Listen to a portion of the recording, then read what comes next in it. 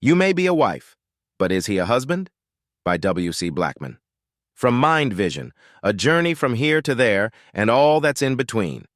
Behind the unlocked rooms of truth, recognition, and understanding, it is a fundamental truth that a noun, a person, place, or thing is what it is. It is just as fundamental and true that problems and/or difficulties come to pass when a state of delusion sets in for either the observer or the subject, and thus he or she refuses to see a thing for what or who it is. I have on occasion counseled women regarding finding a prospective companion. In such meetings, statements along the following lines are often said to me. I'm a good woman. I give him what he needs and what he wants. But somehow, I always end up the same way I started, alone with nothing but a pillow to comfort me at night. Another young lady who was a part of the same counseling session said, I didn't even have a pillow to hold. The mofo stole those when he left, and the sheets too. The one commonality that the majority of these women shared was an agreement that they knew ahead of time that what they were looking for in a man wasn't what they initially welcomed into their arms and life. In Proverbs 18:22, it's written, He who findeth a wife findeth a good thing. This quote strongly suggests that a woman is a wife prior to marriage. If one was to look just a wee bit deeper, it can be understood that there is a further suggestion that the virtue of being a woman does not innately make a wife. This basic truth is equally balanced when it comes to being a man and being a husband. Just like every woman isn't a wife, every man is definitely not a husband. Also, while qualities such as having a good job, intelligence, good looks, security, and swag may all be nice for a man to have, they distinctly do not define a husband. It has been asked, why would I place security on the list of qualities that don't make a husband? My response was and is this.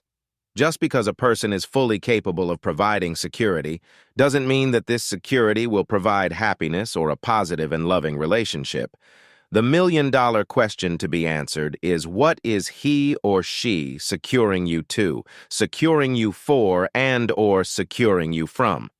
Just like every noun is what it is, as long as one's seeing visors are clear, the opposite is also true that every adjective or descriptive phrase can and often does have several sides and/or meanings. He who finds a wife finds a good thing. This indicates that a wife is a wife despite and not because of her marital status or sex. In the same way, either a man is a husband or he is not.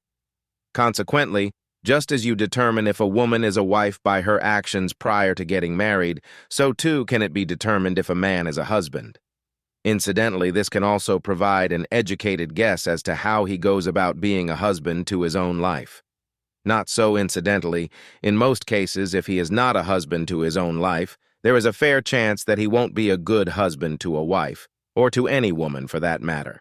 For these reasons, she who is looking for a potential husband would do well to implement a paradigm shift that steers away from husband-seeking in the manner that society presently tends to lean towards, meaning such things as the amount of legal tender in the bank where he is employed, the cut and brand of his clothes, the shoes on his feet, and the kind of automobile he drives should not be viewed as key areas of importance. For all of these can be changed in the blink of an eye by way of a rather nice promotion at work, the publishing of a book, a new hit song, or a signature on the dotted line of a contract. Indeed, if said woman has the capability and means, which in fact many of today's women do, it can be made to happen at the blink of her eye.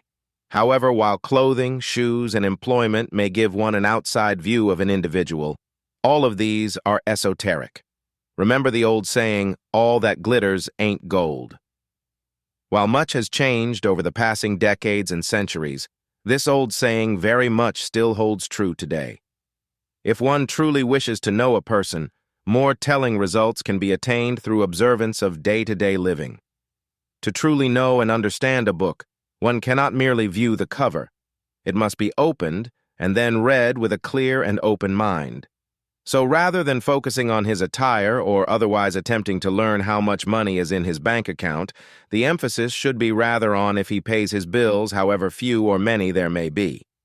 Instead of focusing on his fashion sense, observe how he takes care of his clothing and his living quarters both inside and out. At first, this may seem to be without real merit, but on the contrary, it really does potentially provide exceptional knowledge about and insight into the kind of person he truly is. If possible, observe him when he is working, both on the job or while completing large and small chores. How does he conduct himself? Does he maintain a positive attitude in approaching and completing tasks? Does he usually finish what he starts? Is he easily distracted? When distracted, does he get back on task in a reasonable amount of time and complete it? Is it normal for him to have several things going but seldom, if ever, complete any of them? How is his patience in everyday activities? How does he treat his mother, his sisters? If he has children, does he spend time with them, or does he simply make sure that his financial child support is paid or provided? If he does spend time with his child, children, or child-age siblings, how is that time spent? How does he treat himself? How does he treat you? How does he treat other women? How does he act towards you, towards women in general? The last two questions sound similar, but believe it when I say that they are not the same. In fact, if the answers to those two questions are the same, this is a very telling clue which should not be ignored. All the above questions and more should be answered when choosing a potential life partner. However, those answers should not come by asking him or her directly. One must put in the work. In other words, one must pay attention by observing actual actions and listening to what is being said during casual conversation without any agenda in mind other than learning the individual with whom you are embarking upon a relationship. Also, it is imperative to understand that observation and investigation are not the same. That is to say, such things as stalking, snooping, listening at doors, sneaking looks into personal records such as phone logs or organizers, and/or grilling a prospective mate are completely out of the question. Committing such acts as these can quickly place you in the status of persona non grata, and rightly so. It should be noted that it is not enough to simply make these key observations. During and after these observations take place, they must then be interpreted in a rational manner. For example, if he does not spend time with his child, don't simply write him off. If he meets at least half of your other more important requirements, try to learn from him why he does not spend time with his child. Likewise, if he does not meet at least half of your more essential requirements, with God, use the force to tell your mind and heart that this isn't the one we're looking for, then move along. Move along. Similarly, if he and his mother or sisters are not on good speaking terms without being overbearing, attempt to learn from your potential partner why. Most importantly, keep in mind that no one person is perfect, including and particularly you. But at the same time, also keep your mind vision clear. Meaning, don't accept excuses, and do not allow yourself to fall into that self-made trap of making excuses for them. It is amazing how many women have had their would-be Prince Charming tell them the truth and preferred to put their own version of the truth in place and keep on rolling. Consequently, this got them rolled over, rolled on, and eventually rolled out.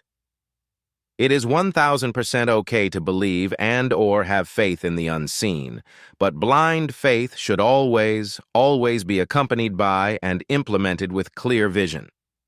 Meaning no matter how involved the heart becomes, the spirit should remain God-guided, and the mental eye should remain open, aware, active, and most of all, acutely cognizant of reality. With these bracers firmly in place, your heart will experience less hurt, and so too will your pocketbook.